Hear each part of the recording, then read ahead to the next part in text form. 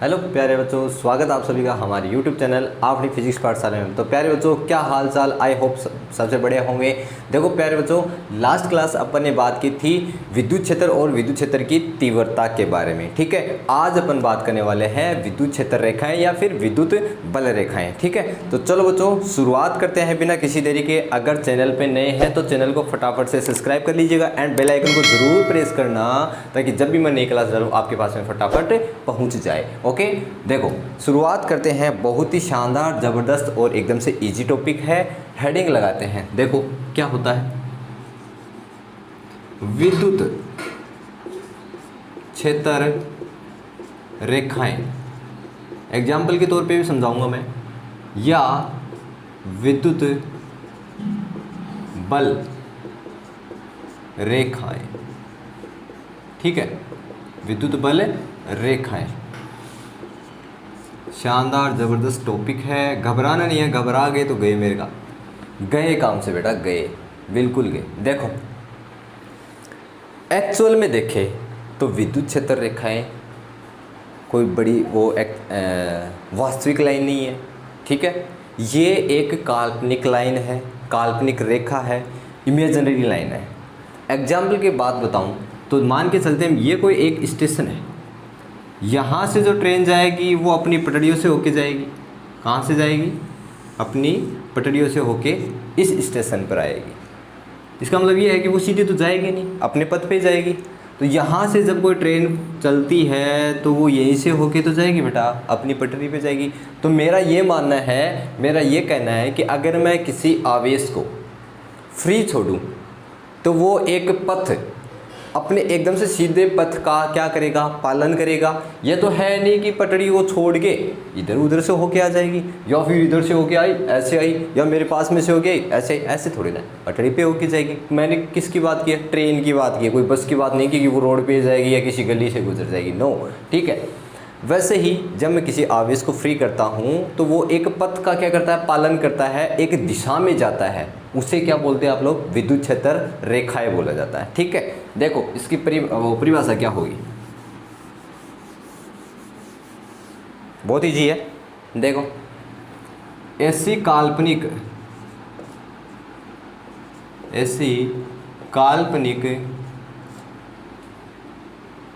रेखा या वक्र जिसके किसी बिंदु पर खींची गई स्पर्श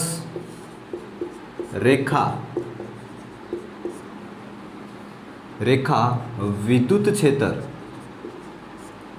क्षेत्र सदिश का मतलब तो पता ना आप लोगों को, एक ही दिशा में, परिमाण भी समान और दिशा भी क्या होगी? समान होगी। विद्युत क्षेत्र सदिश की दिशा में होती है, क्या कहलाती है? विद्युत क्षेत्र रेखाएं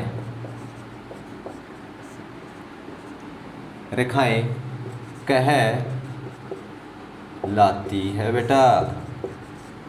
ठीक है, क्या कहलाती है? विद्युत क्षेत्र रेखाएं कहलाती है। फिर उसके बाद आगे बढ़ते हैं, विद्युत क्षेत्र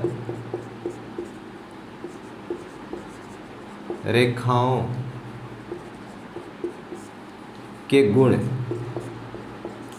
अब बात करेंगे गुणों की, तभी हमें पता चलेगा कि अगर मेरे पास में धनावेश है तब विद्युत क्षेत्र की डायरेक्शन कौन सी साइड में होगी, अगर मेरे पास माइनस है तब विद्युत क्षेत्र की डायरेक्शन कौन सी साइड होगी। अगर एकल धनावेश है मेरे पास, एक सिंगल चार्ज है, उसके कारण विद्युत क्षेत्र रेखाएं की डायरेक्शन कौन सी साइड होगी। अब बात करते हैं, देखो सबसे पहले बात करते हैं विद्युत क्षेत्र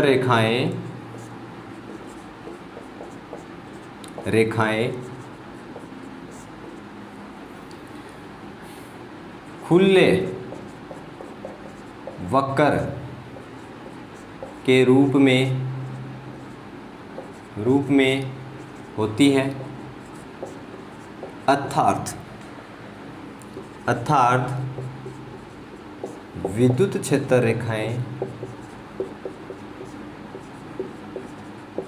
रेखाएं बंद वक्र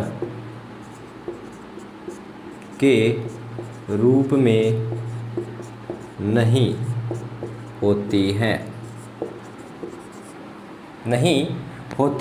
सेकेंड की बात करते हैं। पहली बात कर ली, दो विद्युत क्षेत्र रेखाएं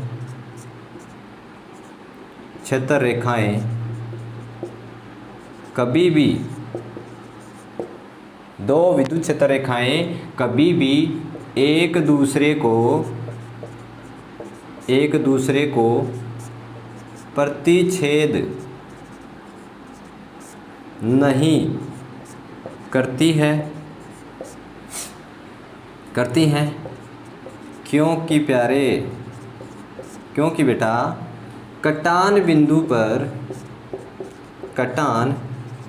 पर दो दिशाएं होती हैं जो कि संभव नहीं है।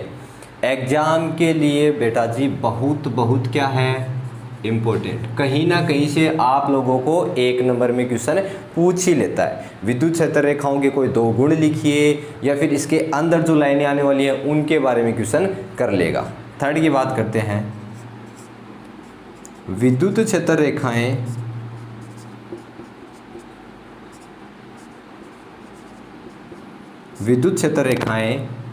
धनावेश से प्रारंभ होकर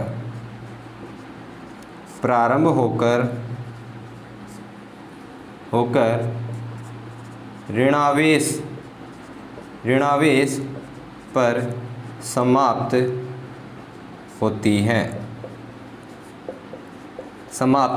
होती हैं। ये सबसे अच्छी लाइन है। विद्युत क्षेत्र रेखाएं धनावेश से प्रारंभ होकर ऋणावेश पर समाप्त होती है। मेरे पास में एग्जाम्पल है, जैसे कि प्लस आवेश,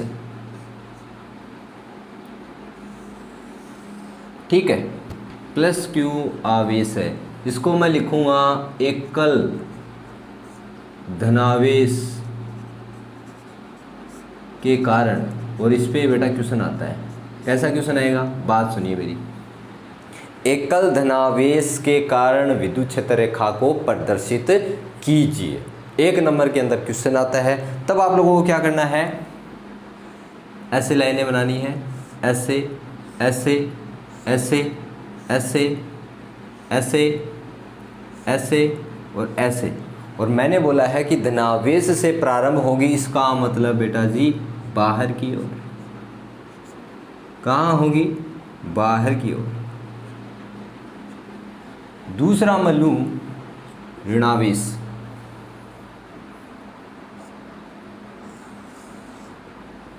तब विद्युत क्षेत्र रेखाएं अंदर की ओर होगी।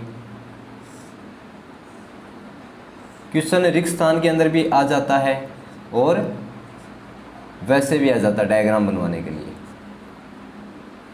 ठीक है। ये है एकल ऋणावेश के कारण, ठीक है। अपन ने 3 लिख दिए विद्युत क्षेत्र रेखाएं। फटाफट नोट कीजिए बेटा, फटाफट। अगर कोई डाउट हो तो फटाफट मेरे को कमेंट कीजिए कि सर इसमें ये चीज़ में डाउट है।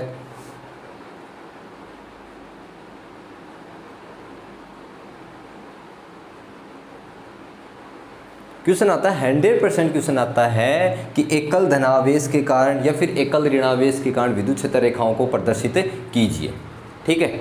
देखो आगे बढ़ते हैं।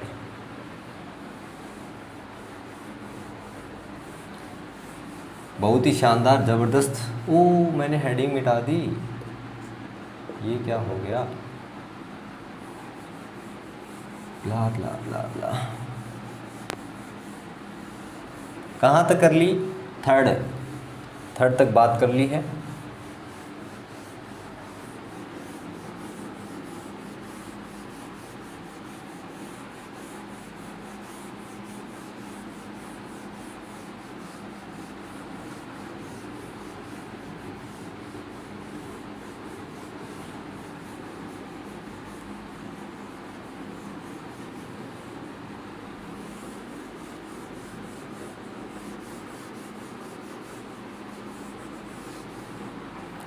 देखो नेक्स्ट 4 की बात करते हैं।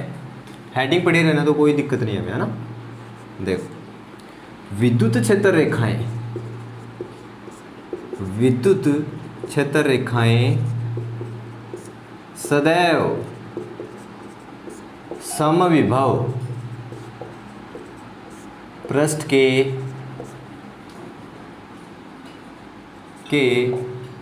तल के लंबवत होती है बेटा, होती है। क्या होती है? समविभव पृष्ठ के लंबवत होती है। विद्युत क्षेत्र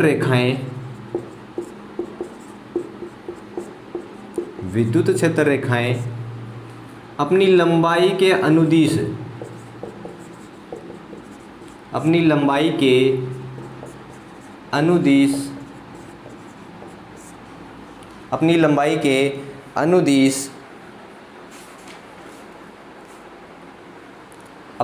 के अनुदिश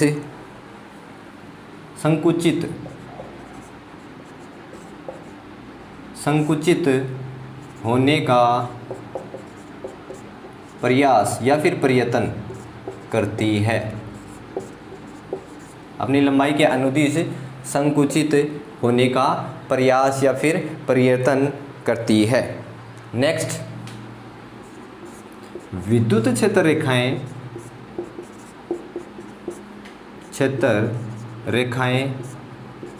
तुल्य वक्र का निर्माण करती हैं, तुल्य वक्र का निर्माण करती हैं। नेक्स्ट देखो, अब मेरे पास मान के चलते हैं कि आपके पास में 2 धनावेश हैं, प्लस प्लस, तब क्या बात होनेगी। तो आप लोग ध्यान दो ज़रा कि अगर हमारे पास में समान परिमाण का अगर आवेश है, प्लस बात यह है कि धनावेश के कारण मैंने अभी जो डायग्राम बनाया, मैंने जो डायग्राम बनाया उसकी जो डायरेक्शन थी वो कौन सी साइड थी बेटा? बाहर की साइड थी। ठीक है, कौन सी साइड थी? बाहर की साइड थी। तो मैंने यही बोला है कि अगर हमारे पास में समान परिमाण का आवेश होगा तब देखो विद्युत क्षेत्र रेखाएं, मैं इनको थोड़ा और बढ़ाऊं, ज़्यादा दूरी होगी शायद, तब डायग्राम देखो कितना डिजाइन का बनता है। ये लो,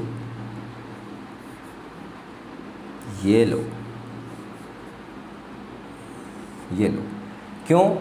समान परिमाण का जब हमारे पास में आवेश होगा तो क्या लगेगा, क्या होगा? उनके बीच में प्रतिकर्षण आएगा। क्या आएगा? प्रतिकर्षण। जब समान परिमाण का आवेश हमारे पास में होगा, या फिर बात बोल सकते हो कि समान आवेशों के लिए, समान धनावेशों के लिए विद्युत क्षेत्र रेखाएं कैसे प्रदर्शित करते हो आप लोग? ऐसे प्रदर्शित करेंगे। ठीक है, अब बात करते हैं इसके लिए मैं लिख देता हूँ समान आवेशों के लिए।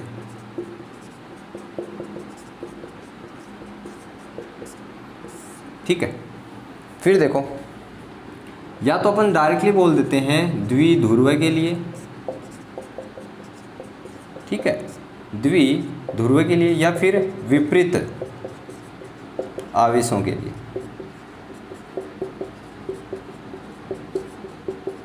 विपरीत आवेशों के लिए मेरे पास में यहाँ पे तो है धनावेश और यहाँ पे क्या है? ऋणावेश। धनावेश के कारण तो विद्युत क्षेत्र की जो डायरेक्शन है विद्युत क्षेत्र रेखाओं की, वो तो क्या होगी? बाहर की साइड होगी। ठीक है, लेकिन सीधा ही बना देता हूँ, है ना। ये लो, ये लो भैया जी, आपका डायग्राम रेडी हो गया। अंदर की ओर, अंदर की ओर, अंदर की ओर, अंदर की ओर, अंदर की ओर, क्योंकि मेरे पास में क्या है, ऋणावेश है। अब यहाँ से तो बाहर निकल रही हैं, और ये क्या करता है, अंदर की साइड होता है क्या। और जब विपरीत प्रकृति के आवेश होते हैं, प्लस और माइनस, और प्लस और माइनस एक दूसरे को क्या करते हैं, अट्रैक्टिव करते हैं, आकर्षित करते हैं।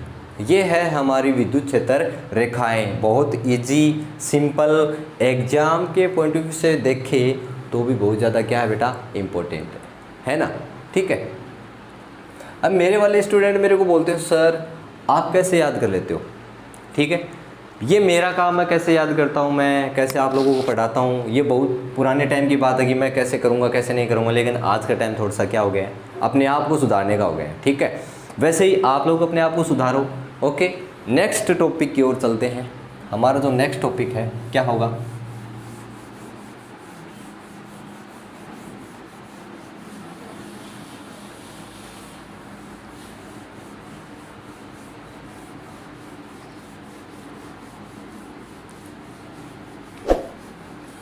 नोट करते रहिएगा फटाफट, है ना।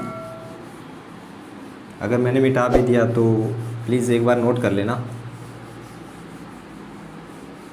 और बेटा चैनल पे नए हैं तो चैनल को फटाफट सब्सक्राइब कर लेना। हेडिंग,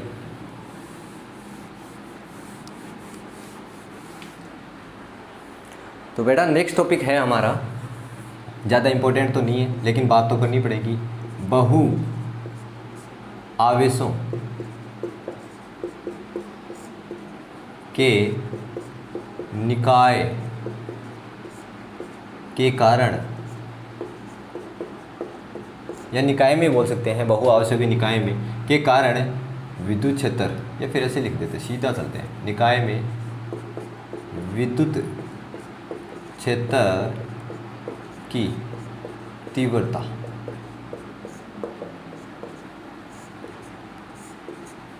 पहला टॉपिक मैंने करवा दिया। मैंने आप लोगों को पहली वाली क्लास में भी यही बोला था, अगर ये टॉपिक सीख गए तो आगे वाले टॉपिक आप लोग बेझिझक और आराम से कर दोगे, इतना मेरे को 100% पता है। ठीक है, देखो मैंने बोला आपको कि बहु आवेशों के निकाय, मतलब वापस सिस्टम की बात हो रही है। मेरे पास में ये कोई सिस्टम है, यहाँ पे कोई टेस्ट चार्ज है Q0। ठीक है, इसकी बात न करके मैं एक आवेश तो देता हूँ यहाँ पे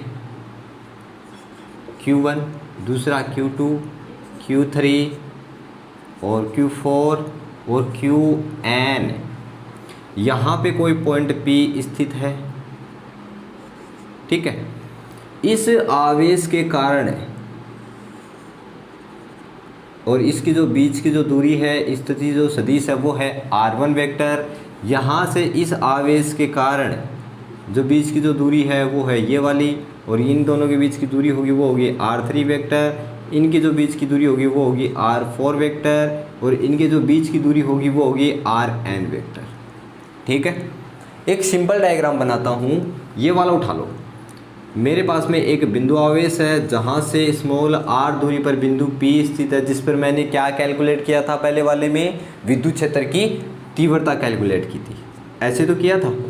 ठीक है, वैसे ही आवेश Q1 के कारण r दूरी पर बिंदु P पर विद्युत क्षेत्र की तीव्रता। अब मान लो कि मेरे पास यहाँ पे आवेश Q1 होगा तो यहाँ पे क्या निकालूंगा, E1 निकालूंगा। वैसे ही इस डायग्राम के अंदर भी मेरे को ऐसी बात बनानी पड़ेगी, लेकिन मैं यहाँ पे समझा रहा हूँ तो यहाँ पे बनाने की मेरे को ज़रूरत नहीं है। ठीक है, बात मेरे को पता है, आप अच्छी तरीके से समझ गए होंगे। देखो स्टेटमेंट देखो, एक स्मॉल n आवेशों का निकाय है जिसमें आवेश Q1, Q2, Q3 dot Qn उपस्थित है। इन आवेशों के कारण बिंदु P पर विद्युत क्षेत्र की तीव्रता ज्ञात कैलकुलेट करनी है, ठीक है। और आवेश तथा बिंदु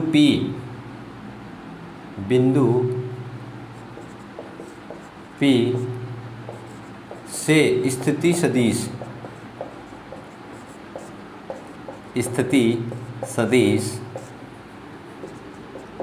क्रमशः r1 vector, r2 vector, r3 vector, rn vector है। अतः